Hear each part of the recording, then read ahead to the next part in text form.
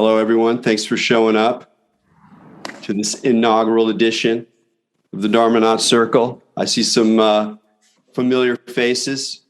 It's good to see folks, both from earlier psychedelic sanghas and from marvelous zones of the past.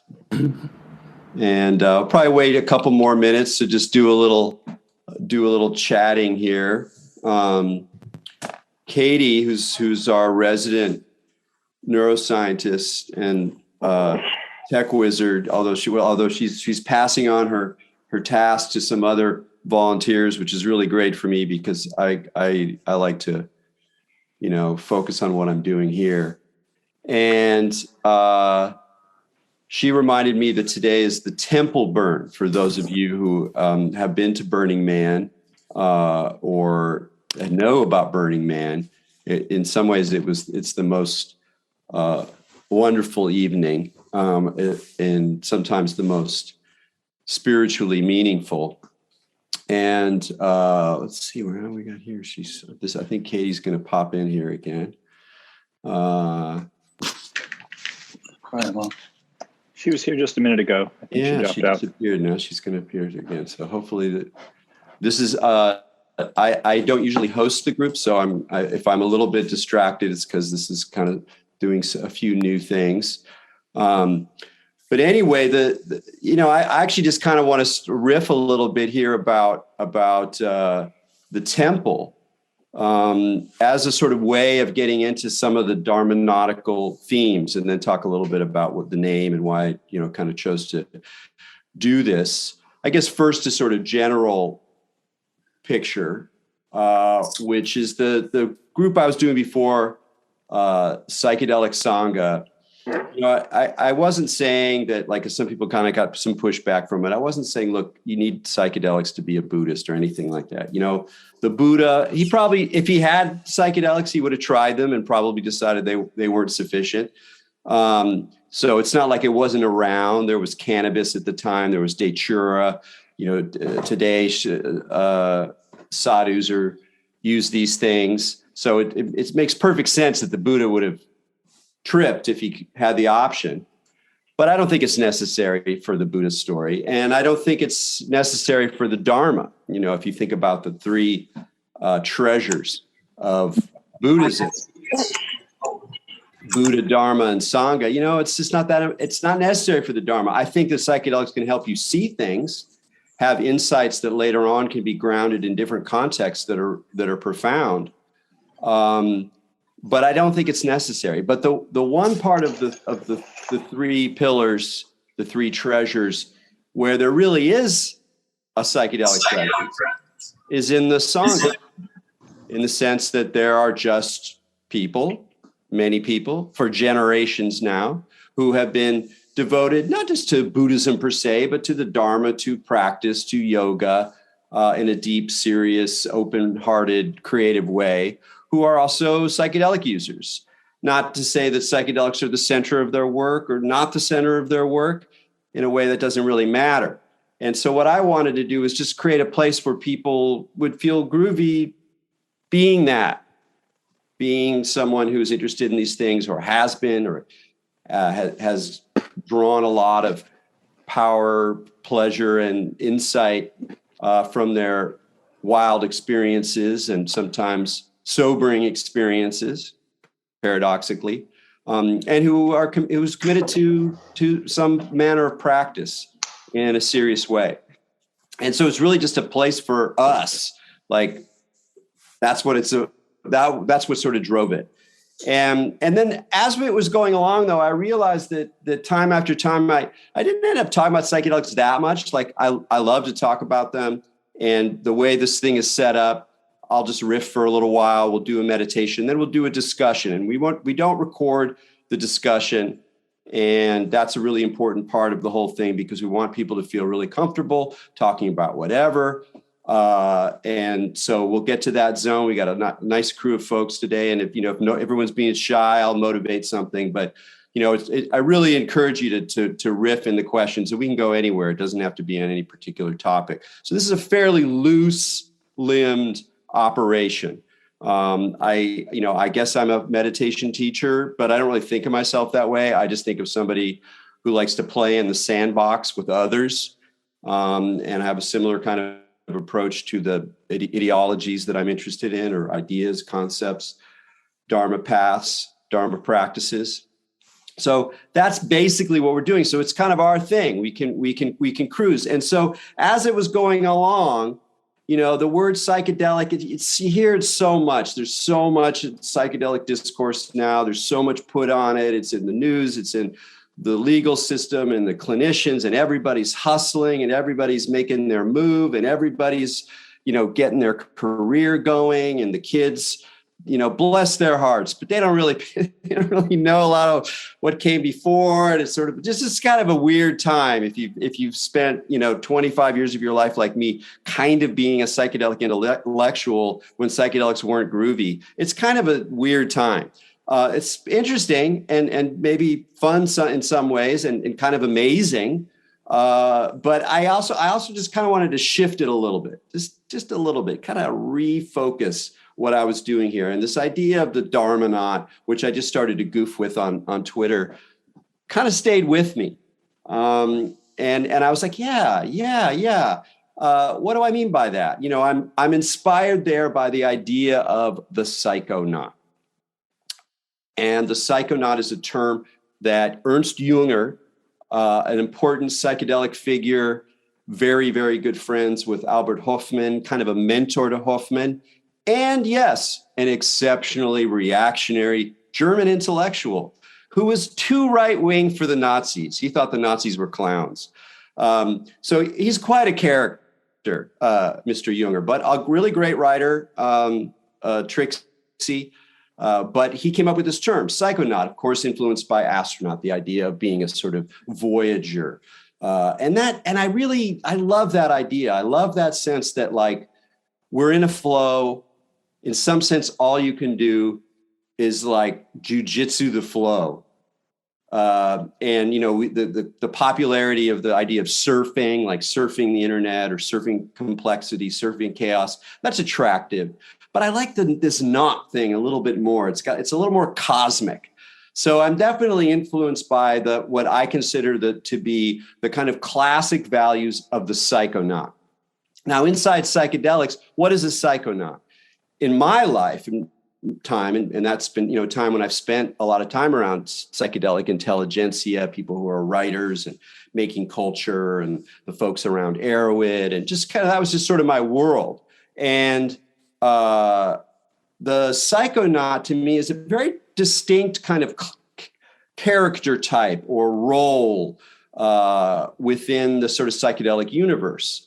And the psychonaut has these qualities of experimentation, of courage, of humor, of camaraderie. It's not quite the mystical seeker line, and it's not quite the hedonistic, let's just see what happens when we press these buttons line. There's a kind of nerdiness in the sense of being interested in how things work. One of the things about the psychonaut in my training, or my sense of it, is that if you're going to be a drug user, you should know a lot about drugs. You should know about pharmacology. You should know about legal status. You should know about history. You should know about religion. You should know about anthropology, that drugs demand a certain kind of hermeneutical engagement with the world.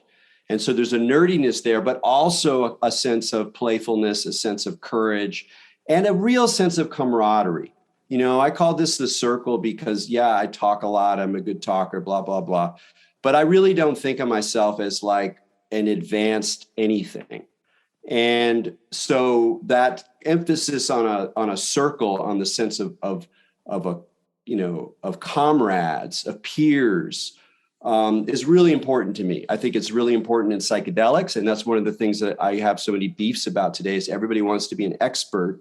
And a lot of the newbies are sort of taught by the structure to come in there and act like newbies, because the experts are the ones who have the expertise, as opposed to the way that I learned, and that a lot of people I know around me learned, which is that people who are entering in, you kind of give them the tools to find their own way in a lot of ways, and that's a different kind of attitude. And it's one that I think is really important in psychedelics and in spirituality.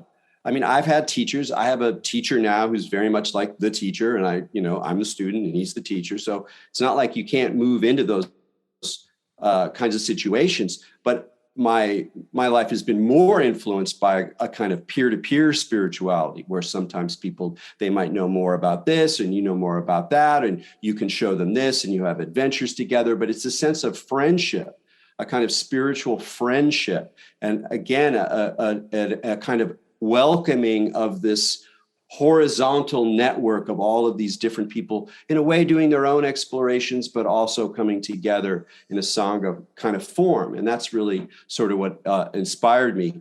One other thing that I feel compelled to announce, and then we'll talk about something else, is that the idea of the Dharmanaut Circle was also inspired by a group that I was in called the Dharmanaut Circle. Dharmanaut was a really cool zine in the 1990s. And his idea of the Dharmanaut was the same thing, except in more of an intellectual sense. It had that same quality of exploration, of humor, of kind of dismantling hierarchies and being a little bit more punk rock in that way, but also embracing and celebrating literature and philosophy. And a group came out of the Dharmanaut journal called the Dharmanaut Circle. So I just feel compelled to acknowledge Josh Glenn and his great work with Dharmanaut, and more recently with High Lowbrow, a really amazing culture vulture site that he's been editing for a long time. So that's a little setup about what the Dharmanaut Circle is, what psychedelic Sangha kind of came, behind it, was working. I guess if anybody has any pressing questions, you could throw them out just in terms of the group and what it's going to be like, and anything especially if you're new. But there's enough people here that the hand function would probably be the way to do it. Otherwise, I'll just keep rolling.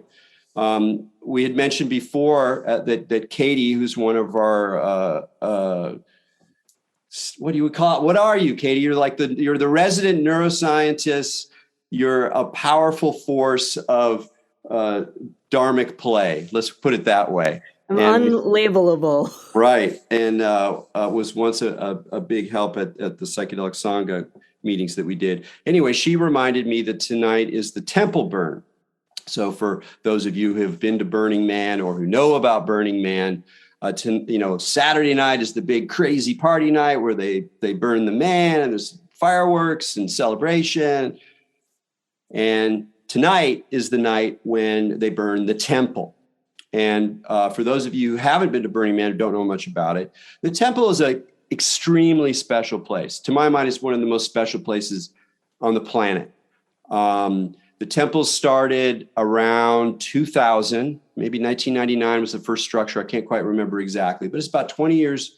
And it happened fairly spontaneously that this one artist, David Best, started to make these, temples. And they had a very sort of like Indonesian fantastical kind of quality to them. And for various reasons that you can go into the complexity of it, some had to do with a friend of David Best who had died. And then also just kind of the word got out that this was a place for death. And so fairly spontaneously, it was an emergent thing. The temples at Burning Man became different than everything else on the playa. You'd go there, people were quiet. They were remembering their dead. They were marking things. They were writing things on the wall. They were putting up posters. They were putting up ritual objects and altars. And that this, kind of grew over the years until it became, one of the most significant parts of being at the burn is going to the temple. And especially if you've had someone who died, you go there and, put them in there and memorialize them, sit there, talk about them, talk to some other people. And then on Sunday night, after the man's burned, when everybody's ready, realizing you have to go back to the default world, though our world is barely default anymore. That you have to go back to the crazy world. It's also crazy, just like the world you are leaving, but not as fun. That you would burn this temple. And it was often a sort of poignant kind of burn with relatively few hoops and hollers and more a sense of sobriety and intimacy with the moment. And the temple's remarkable because I don't know of any other place where you can go on the planet and mourn seriously with others where there's no religion around. Like, we don't get to do that as sort of non-religious, or, yeah, we're a little bit Buddhist, but we're not really religious about it, which I'm going to presume is probably the way that most of us here are, not entirely. And I have my religious sides as well, but by and large, we're not really interested in that kind of formal dogmatic structure and institution. But one of the things you lose with that is you lose robust forms of collectivity. So everybody's off on their own. We're all in our own private Idaho. We're on our own spiritual journey, and we crisscross, and strangers in the night, and maybe we come together for an event. But it's hard to get the stickiness and the coherence and the structure of collectivity that makes a huge difference when, say, you're mourning someone very important to you. And so the temple becomes a place that's extremely rare, and to my mind, really has the quality of the kind of freedom and experimentation and creativity that I associate with the psychonaut or Dharmanaut, but also the ability to really bring it home in a religious, with a capital R, sense, but not with anything there. It's like the religion. It's like you agree to the density of religious collectivity, but there's no there. Or rather, the there is only this evanescent structure which will burn, and the dreams, hopes, conversations, physical comminglings of the actual place itself. So I haven't been to Burning Man I hadn't been to Burning Man for over a decade, but a few years ago, a couple of friends died who were both, serious burners. One wrote a book about it. One helped, build the cafe. It was the same year that Larry died. And so I decided to go back. But I went back to go to the temple. I went back to mourn my dead. That was the reason I was there. Everything else was kind of like, well, it could be fun. Maybe it's lame. I don't know. And it was a mix. It was kind of lame and kind of awesome. But the focus of my practice was this space of being with death, but being with it in this creative, open-ended, interwoven manner that it was just not really available anywhere else at all. And so it's sort of I think it's an auspicious, an auspicious evening to launch this.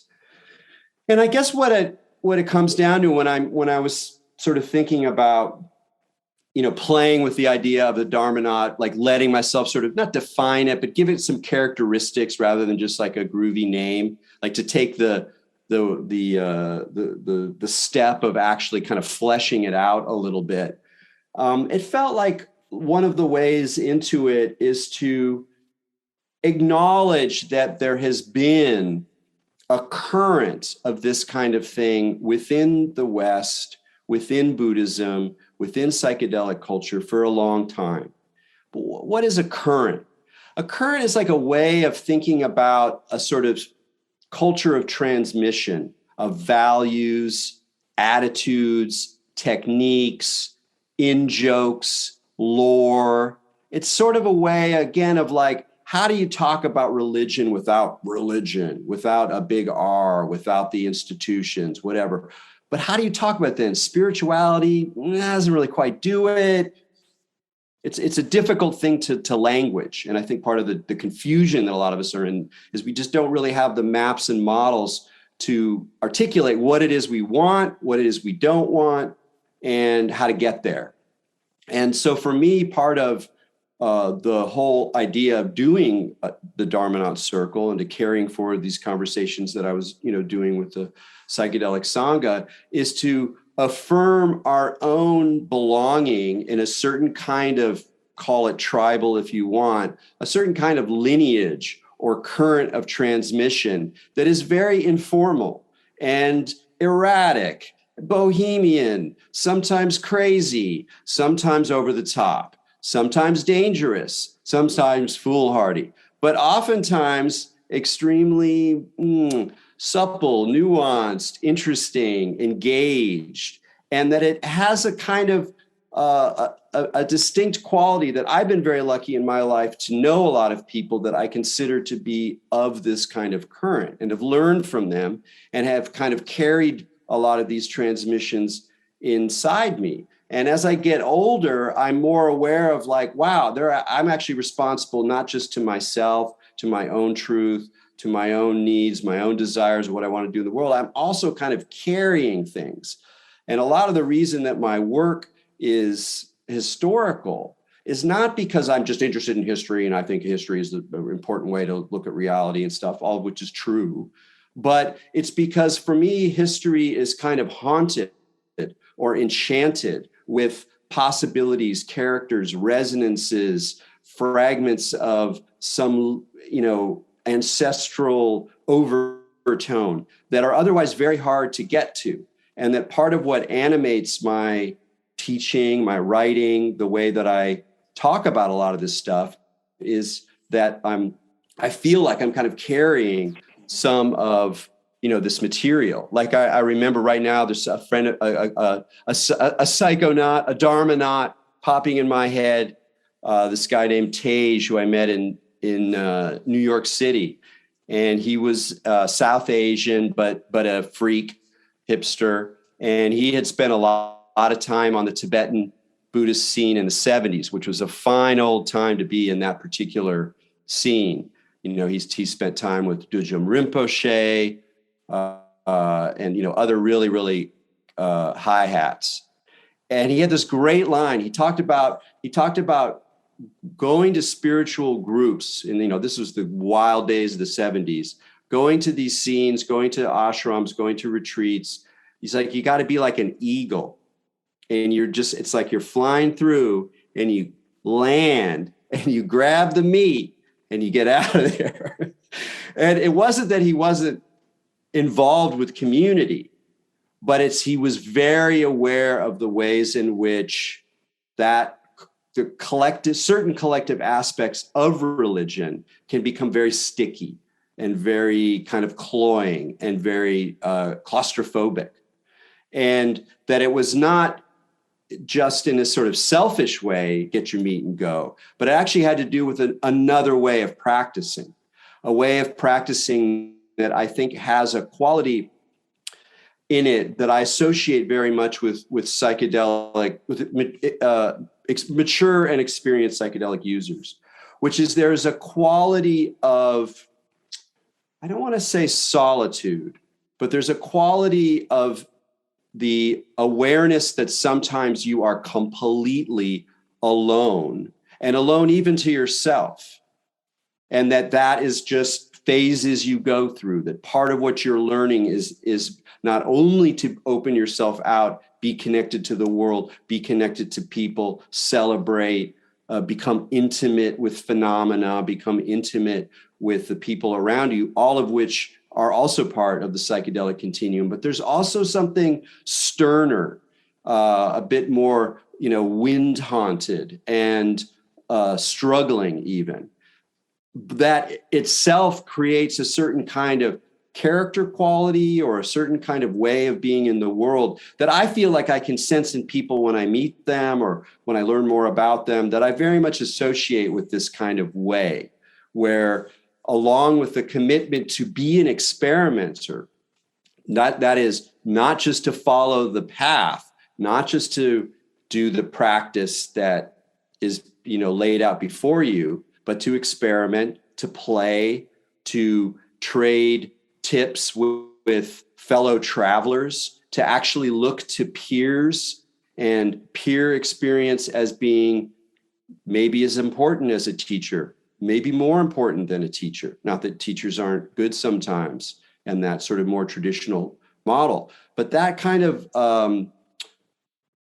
commitment creates a different sort of personality type, or a different way of being in the world that I sometimes feel is in danger of being swamped in the psychedelic space by all the other models that are now being sort of amplified, and all the new people coming in, and all the ideas, and all the hype, and the VCs, and all of it. It's just a crazy zone. So that's kind of what motivates me on a sort of personal level. And I guess the final thing about it is this sense of the astronaut, or the surfer, the one who's sort of traveling, has the sense of movement to it. And we know, as Buddhists, if we consider ourselves Buddhists, that impermanence is no joke, that it's all sort of flowing, that it's all maybe empty in some way, and that our sense of solidity and foundation is itself pretty evanescent. And that the more you embrace that world, then the more light things become, even if you can see their profundity and their sacredness, and even their tragedy, because there is a tragic element to this path, I believe. I mean, it's part of the composition of it. A certain recognition of the full implications of not believing your own shit, your own stories anymore, then the loss of handholds that can create. But that leads you to this space, a space of exploration, of movement, of transition. And even in a more concrete sense, it's one way of thinking about meditation. And I'll talk just a little bit about meditation, and then we'll do one, and then hopefully have a nice chat afterwards. That I've always never forgotten something that an early meditation teacher of mine, a sensei named Tenshin, told me back in the mid 90s when I first started to really practice and first started to practice Zen.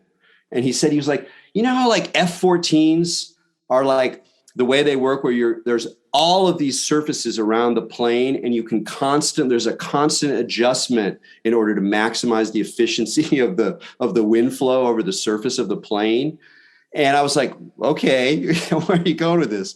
And he was talking about meditation that way, that there's a way in which, there's so much emphasis on practice. What are you doing? What's your repetitive practice? You're following the breath. Okay, I'm following the breath. Oh, I'm off it. I'm getting off it. Or whatever you're doing, visualization or mantra or, absorption, cultivating absorption states. And a lot of people talk about their practice in this way, that it's like they're part of a system, and that they're doing this practice in order to achieve these effects as part of this system.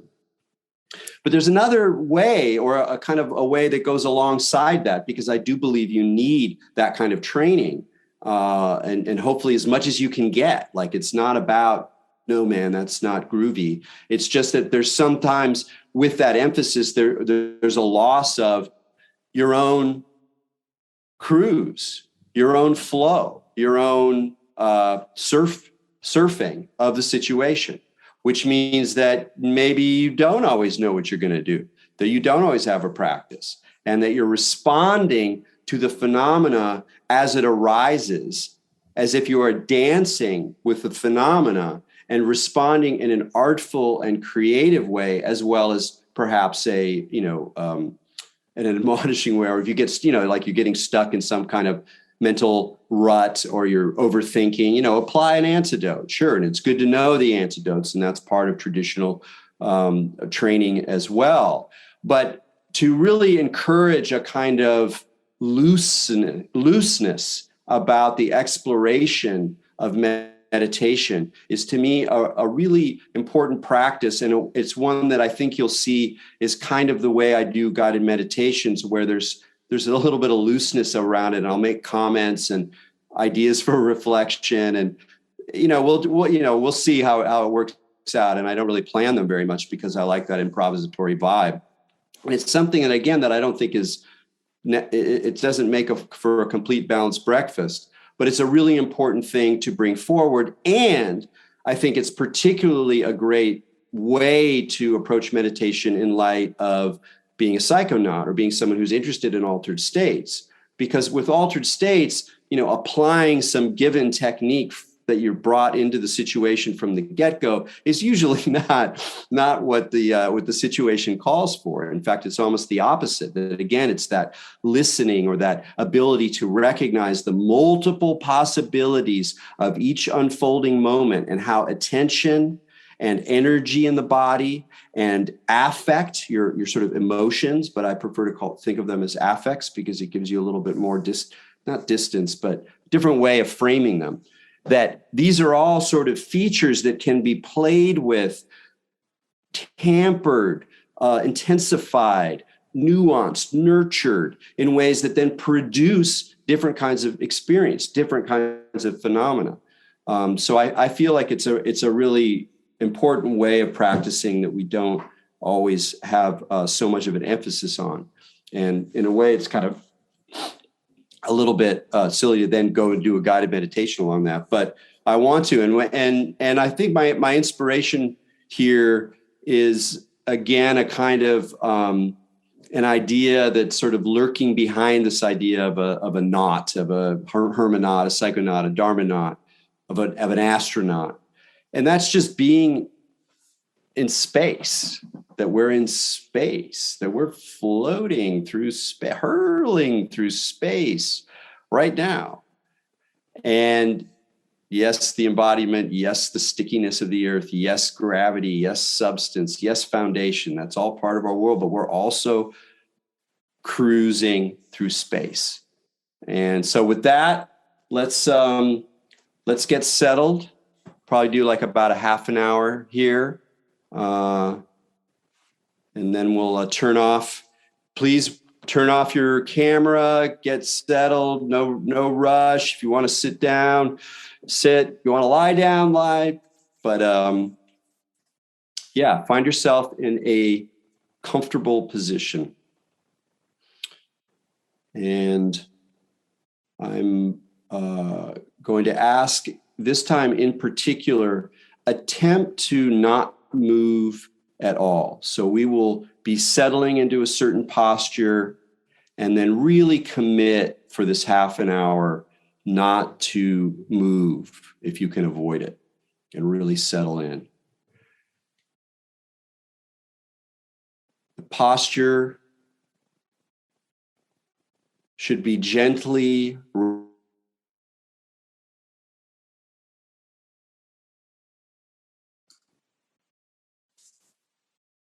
and slightly move your pelvis forward so that you get that nice curve in the lower spine. If you can, be aware of the sort of weight of your spine spilling forward ever so slightly. And return to that if need be during the meditation, subtly, internally. Then, almost as if a sort of flower is blooming from this stem of your spine, your chest is gently open and the shoulder blades are pouring down your back as if there's a string tied to the front of your chest, just ever so slightly pulling it forward. So you have a nice sense of openness and a little bit of vulnerability there in the chest. It's a way that the body can be emotional just in itself, in its postures and gestures.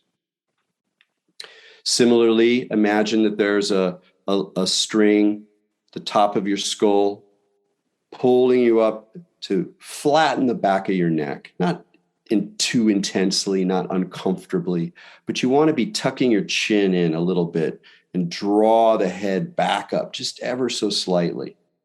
And you'll find, I believe, that if you sort of then align these three spots, these three sort of gestures, the spilling forward of the pelvis and the sense of resting the root of the spine there, the sense of openness in the chest and the pulling back of the shoulder blades, and finally the back of the head kind of opening up and the chin tucked, there's a really beautiful balance there, almost like you're literally balancing plates or cups on top of one another and finding just that right place where you can minimally establish this beautiful form of uprightness. So I'll just let you sort of find that spot and see what starts to happen.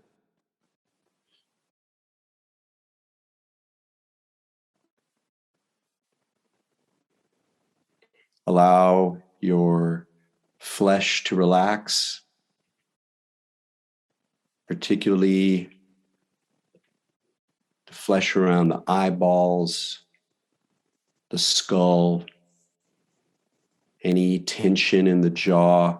Really let that go. And one idea I'd like to add here is when you think about relaxing, think about dissolving. You can't do the whole thing. You're not going to dissolve your body. But as we relax, we're also kind of dissolving the distinction between the parts of the body that are relaxing. So maybe that helps.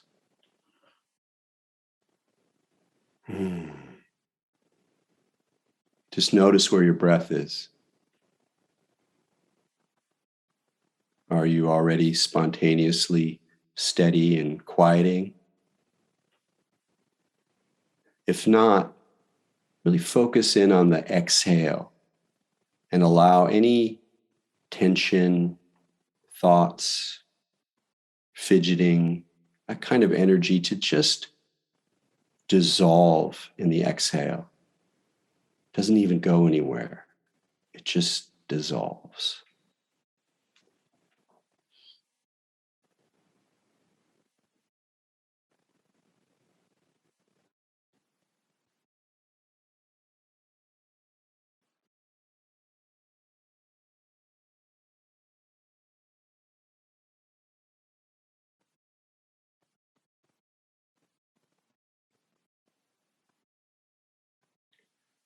As you settle in, feel the way that the breath embraces this posture. Maybe you shift around a little bit more or see if there's a little bit of refinement there. Again, doing it barely visibly at all, but just slight internal gestures, and see the way that the breath itself supports the posture and the posture supports the breath. See if you can find that as you continue to relax.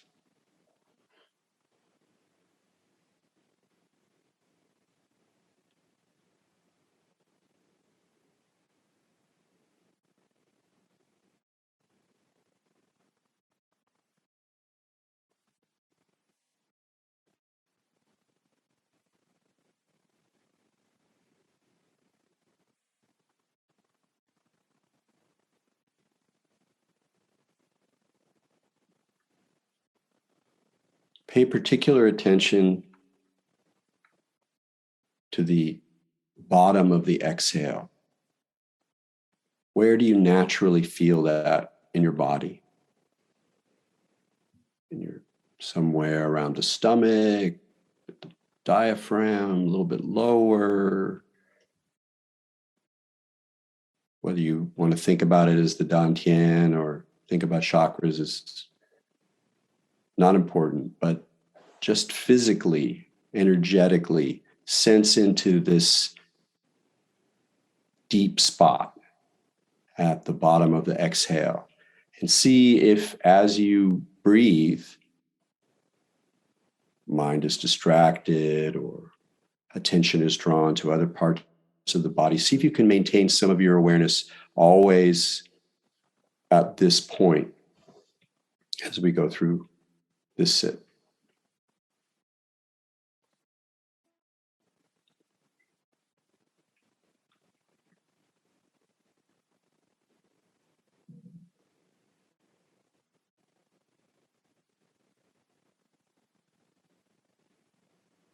What does it feel like? Is it tense? Is there a structure to it?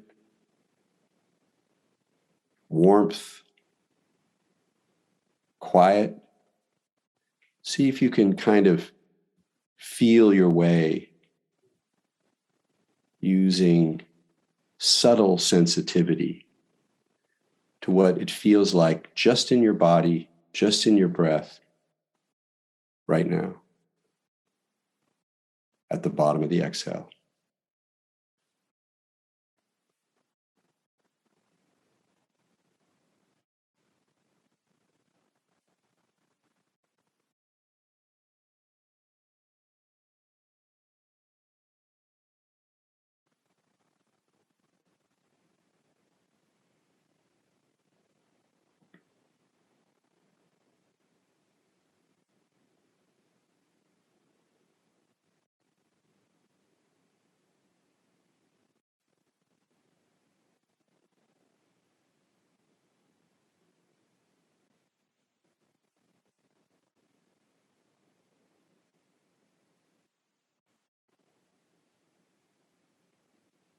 If it's elusive, imagine that it's like the ember of a fire, and that your breath, without forcing anything, is just gently blowing on the ember, allowing it to blaze, to grow warmer, brighter.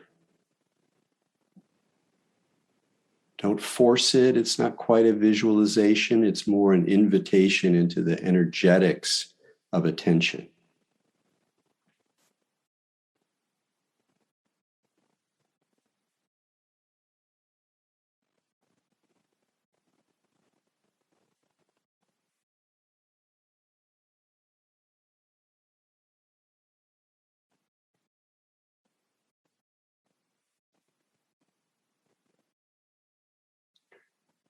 So while this spot can be an object of concentration, so that we return our attention to the spot as it mind wanders, and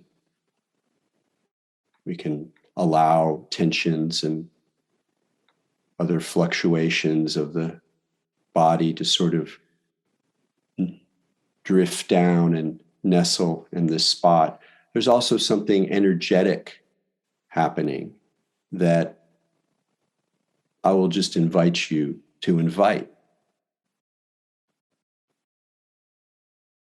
It may feel like a warm glow, like electricity. You might see something in your inner eyes, a sense of light or glowing.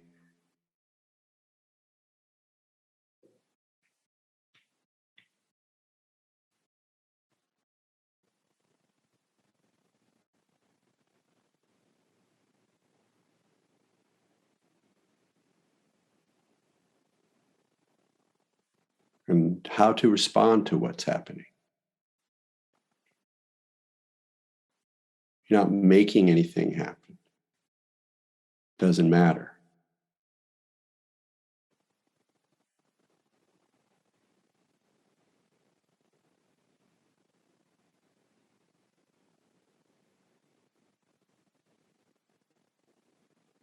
As your sense of this region, this energy, this glow, hopefully grows, see what it's like to throw each sense modality at it. What is it like to touch it? What touches?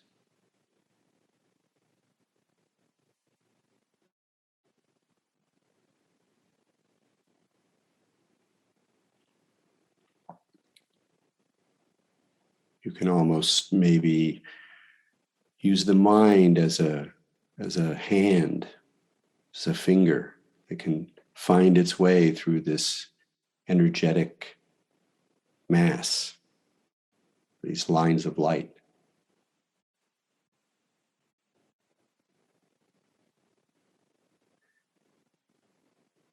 And throw your eyes at it.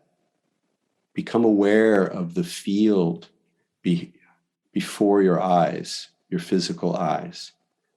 What's happening there? any light effects, fluctuations, pulses.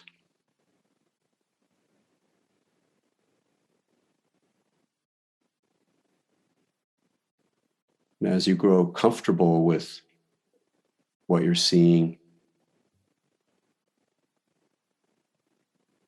allow it to focus or to resonate, to encounter this opening pool at the bottom of the breath, this cauldron.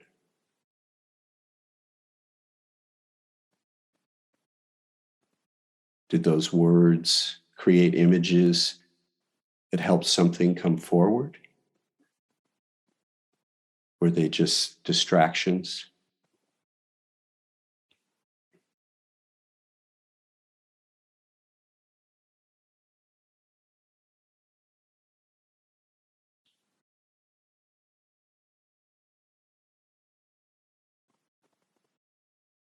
And how is your hearing as we settle in?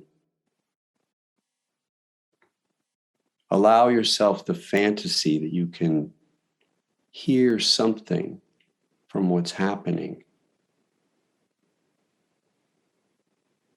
in the cauldron.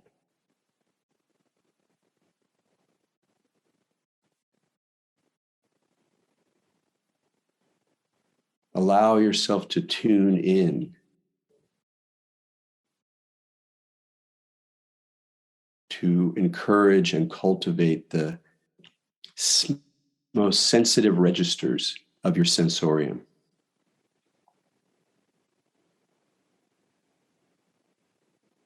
Don't worry if the phenomena is true or not.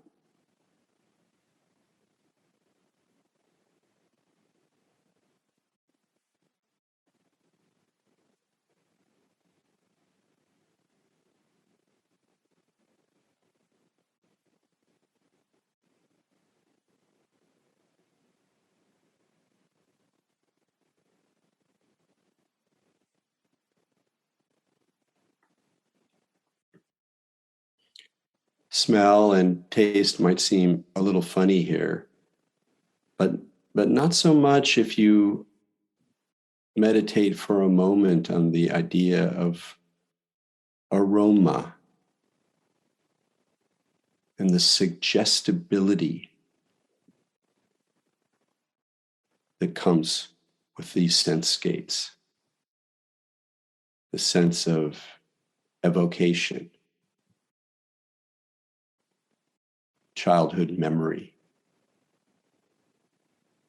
distant sound on the horizon. There's a way in which all our sense gates meet here in these subtle fields.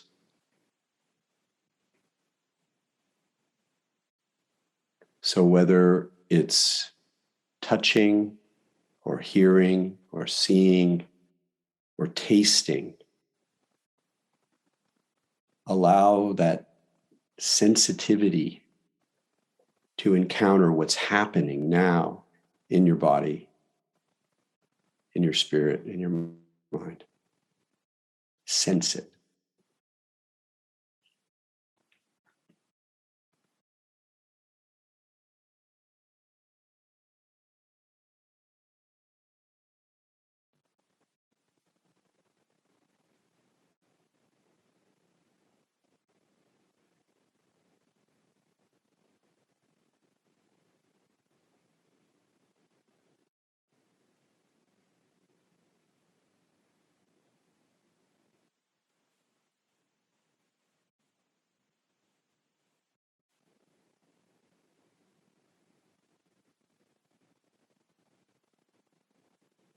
Now, without losing connection to this source, this cauldron, slowly and gently expand the framework of your attention, the field within which all this is happening.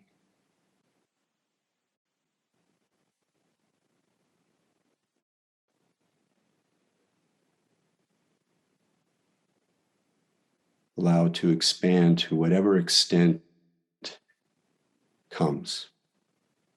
Maybe it's the size of the room or the block. Sometimes much broader fields just arise as part of the greater field.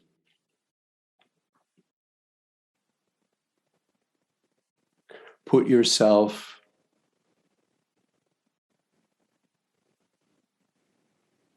in the mind, the spirit of the one who listens for the faintest sound at the farthest edge of the horizon of hearing.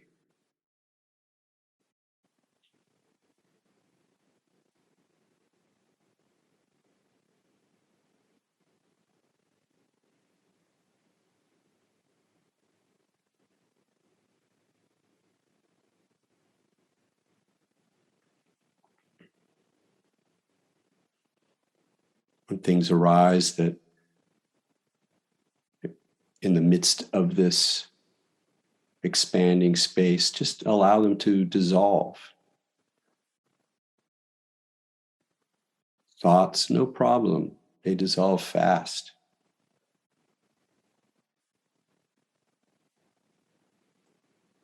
If there's a sense of block, oh, I'm blocked, or I can't feel that extent, that sense of space, feel your way into that feeling. Is it what's really there?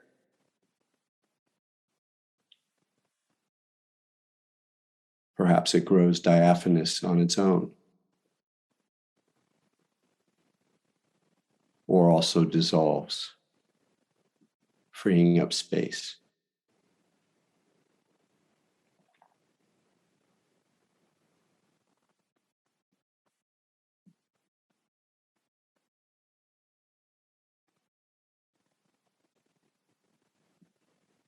Sit with that sense of space.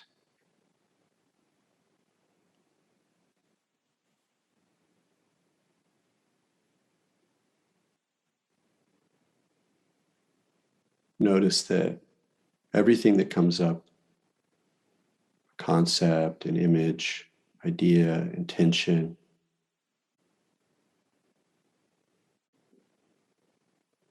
none of it is as deep and vast and empty as space.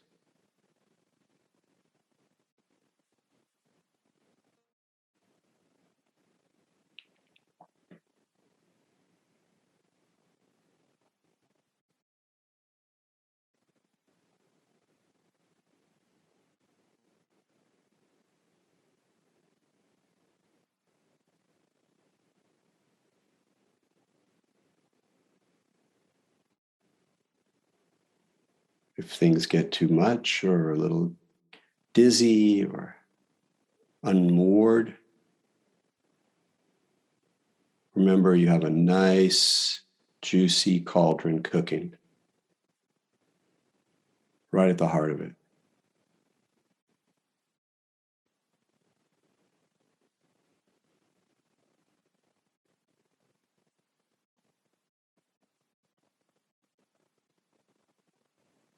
The space is always with us,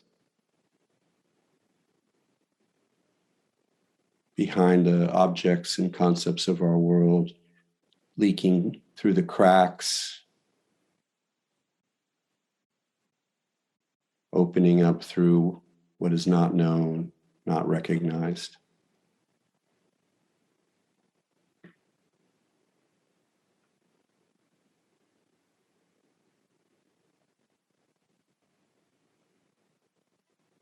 Worlds can grow up, collide cataclysmically, and in their wake, there is still this space.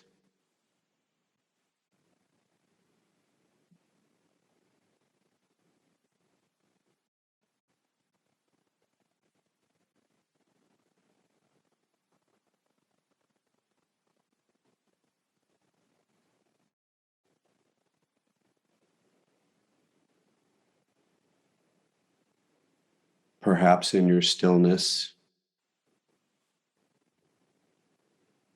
you can let go even the feeling of being on a pillow or the ground or a chair, and just float.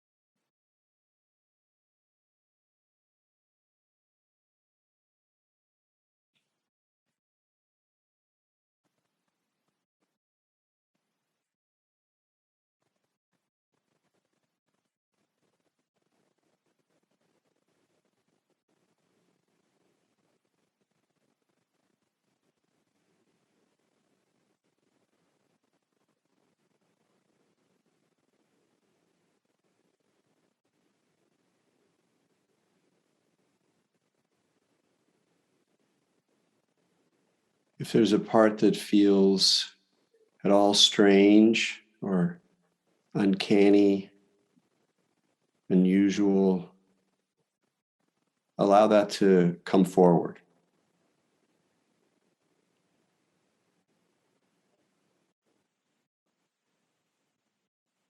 Settle into any strangeness.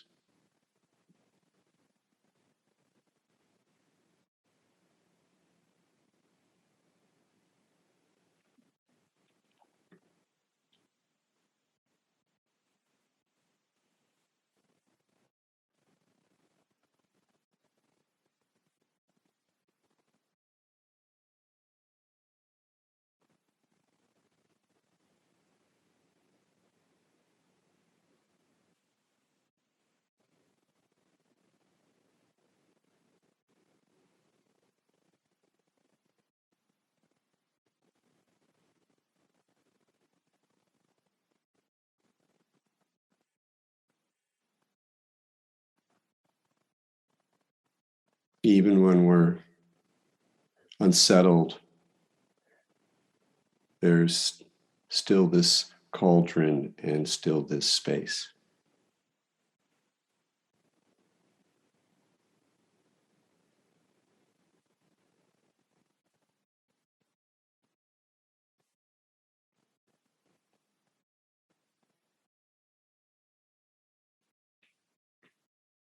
As we prepare to close, let go of that vast, endless horizon. Let it dissolve. And just one more time, kind of touch in with the warm source at the bottom of the breath. Maybe recall and ever so gently reestablish the posture. See how it's shifted, how it feels differently now as you return more directly to the everyday body.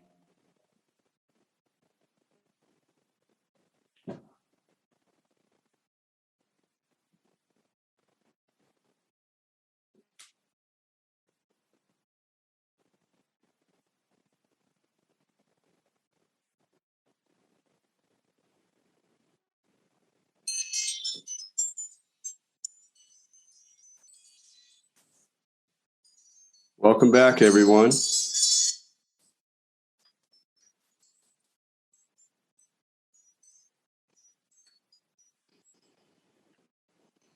Okay. Thanks for going on the ride. And really, thanks for people showing up here. There's a lot of people here tonight. I appreciate that. I hope that was fun for you. So now we got an hour, we got to see some familiar faces, some new faces. Happy to just talk about. We're going to stop the recording. We could riff off of anything that I've been talking about. We could talk about the meditation. I'm always interested in like what worked for people, what I was doing. If you're curious about what was sort of motivating it, this is